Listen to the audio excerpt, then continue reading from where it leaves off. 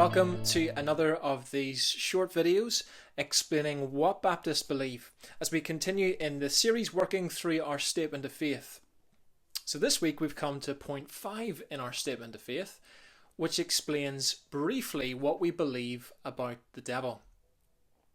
Here's what the statement says: the personality of the devil, his evil activity, and final doom. I don't know what you think about the devil. I find there's a number of reactions to the idea that there might be a devil, I suppose kind of on a sliding scale. At one end of the scale, you have the devil doubters, people who think that when someone like me begins talking about the devil, they're simply talking about mindless superstition. The devil is to be relegated with the stories of fairies and elves and nothing more than just make-believe. And I suppose at the other end of the scale, you have the devil devotees, people who have a fascination with the devil and enjoy flirting with his power, perhaps through tarot cards or Ouija boards or other dark practices. And in the middle of the scale, you have the devil indifferents. They aren't really that bothered about the devil at all. Perhaps he's real, perhaps he's not. Well, so what? So long as he doesn't creep up on them in the dark, they're content in their indifference. I wonder where you find yourself on the scale. Doubter, devotee, or indifferent? Well, no matter where you might come on the scale, can I suggest to you that perhaps you consider that there's another stance that can't really be registered on the scale I've just described? You see, for Christians, we really need a separate category of, yes, of course, belief in the devil, but not a fascination with him or an indifference to him. And here's what I'm going to call it: aware of the devil. And so I hope to briefly expand on our statement in 3 parts. First of all, aware of his personality. Second, aware of his activity. And third, aware of his destiny. So let's take a look at the first part, aware of his personality. Perhaps at this point it would be useful to speak to the devil doubters. I wonder, have you thought about the problem that not believing in the devil presents you with? You see, us modern people, we don't really like talking about things being evil anymore because I guess we've dismissed the idea of supernatural forces at work in the world. And because of that bias against the supernatural, we tend to reduce the bad things that we see in the world as being a result of things like poor education or a bad upbringing, or a result of their social surroundings, or a psychological or mental health issue. But then we're presented with another problem, because when we face things that are truly evil, we have no category for them anymore. I mean, think about it. What word would you use to describe the torture and murder of 1 million Jews at the hands of the Nazis? Or perhaps to bring it a bit closer to home, what word would you use to describe the violent murder and sexual assault of 14-year-old Anna Kriegel in 2018? Probably you would say, or probably you'd want to say, that that was evil. But you see, if you take away the devil, then you actually have no category for evil.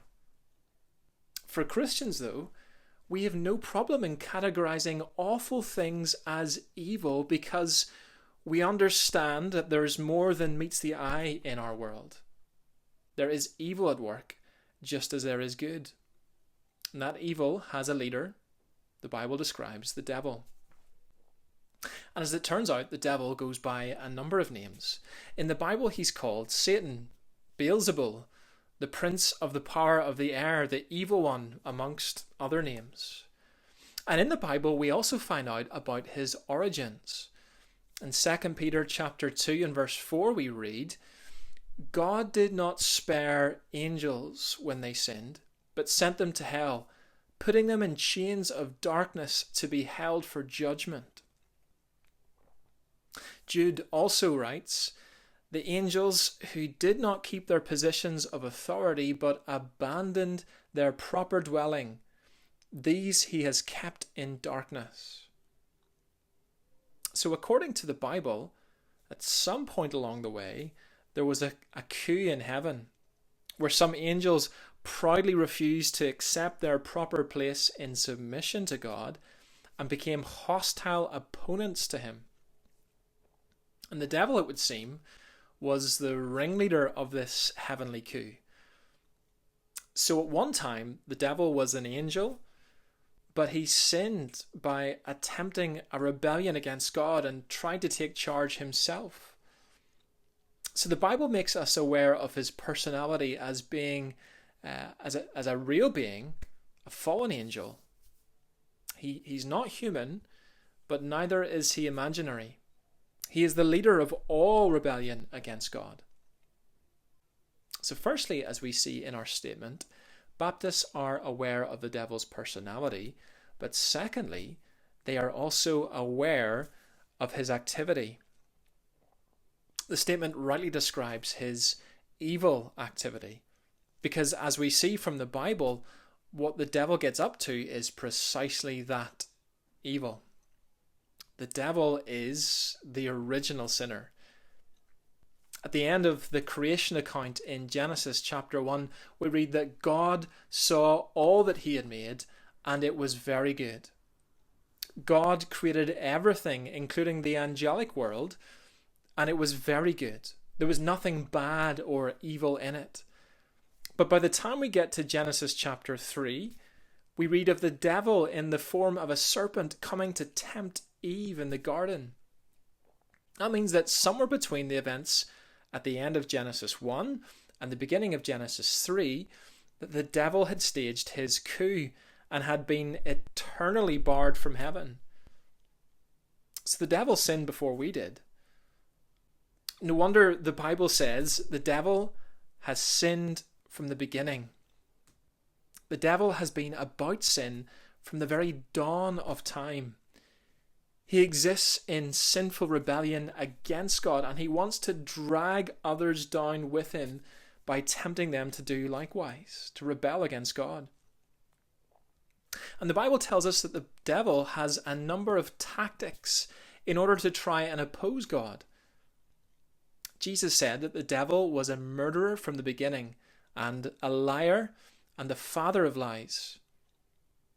The devil and his demons used lies, deception, murder, fear, guilt, confusion, sickness, envy, doubt, and many other tactics to attempt to cause people to turn away from God and to destroy themselves. He will try and prevent unbelievers from believing and try and prevent believers from making other believers. And so it's clear that the Bible informs us of a devil who is a real and present threat that Christians need to be aware of. Yet it is important to know that while the devil is real and active, he has limited power.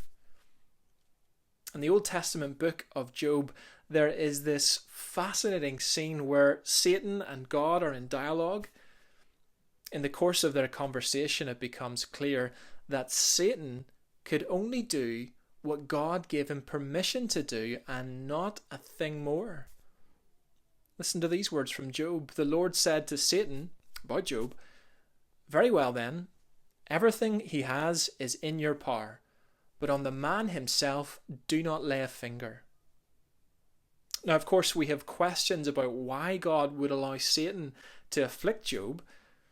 But what is clear is that Satan's power is confined to the limits God sets. You see, the Bible makes it clear that the devil cannot do the vast majority of the things God can do. The devil is not omnipresent, which means he cannot be everywhere at once. He is not omniscient, which means he doesn't know everything. He's not omnipotent, which means he is not all-powerful. Is he active? Yes. Does he have power? Yes. Is he all powerful? Reassuringly, the Bible says no. So as we see in our statement, Baptists are aware of the devil's personality and aware of his activity, but lastly, thirdly, aware of his destiny. Well, after all that we've just looked at, perhaps we could be tempted to fear the devil and his work. Well, let me tell you why, for the believer, there is absolutely no reason to fear. Yes, the devil has a measure of power. Yes, he can create problems for us, which we must be aware of. But ultimately, Christians have confidence not in their own ability to defeat this serious threat the devil presents, but confidence in Jesus. You probably are familiar with the story of Adam and Eve at the beginning of the Bible. I mentioned it just a moment ago. Now, Adam's name literally translated means man. So the beginning of the Bible starts with a story about this guy called man. He's literally the representative for all of us, mankind. And then appears the devil, guised as a serpent to tempt man. Make no mistake, this is a face-off. This is a fight to the death. Who will win the battle? Will Satan win the battle, or will mankind win the battle? Well, you know the story. Man loses big time.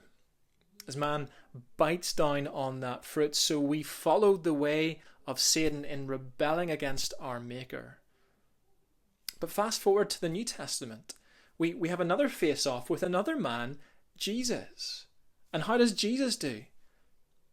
Jesus heads out into the wilderness, and at the end of a 40-day fast, when he's at his weakest, then the devil comes to him and unleashes an arsenal of attacks against him.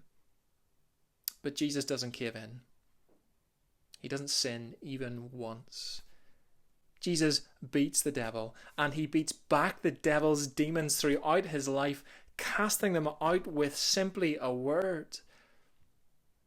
But then the fight reaches its final round. At a place called Golgotha outside Jerusalem, Jesus is barbarically nailed to a cross and hung out to die. He breathes his last. His body is laid in a tomb, and for 3 days it looked like the devil had won. Death, it looked, or it seemed like, had taken this man out just like the first one. But on Easter Sunday, as Jesus rises from the dead, it's the devil who's dealt the mortal wound. That's why the Bible can say, since the children have flesh and blood, he too shared in their humanity, so that by his death he might break the power of him who holds the power of death, that is the devil. You see, Jesus succeeds where Adam fails.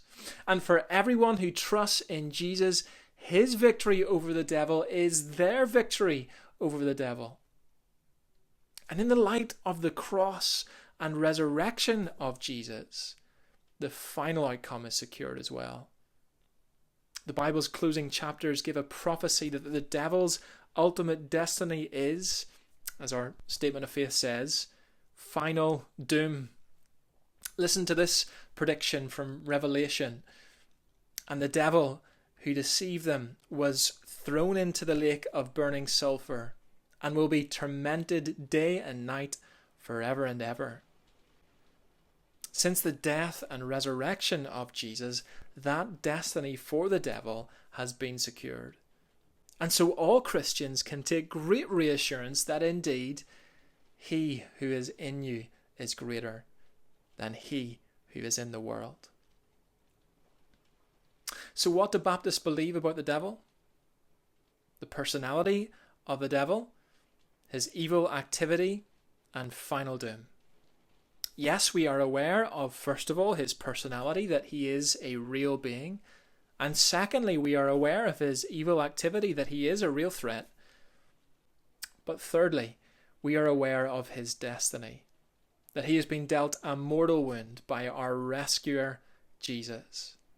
And one day, the devil will meet his final end.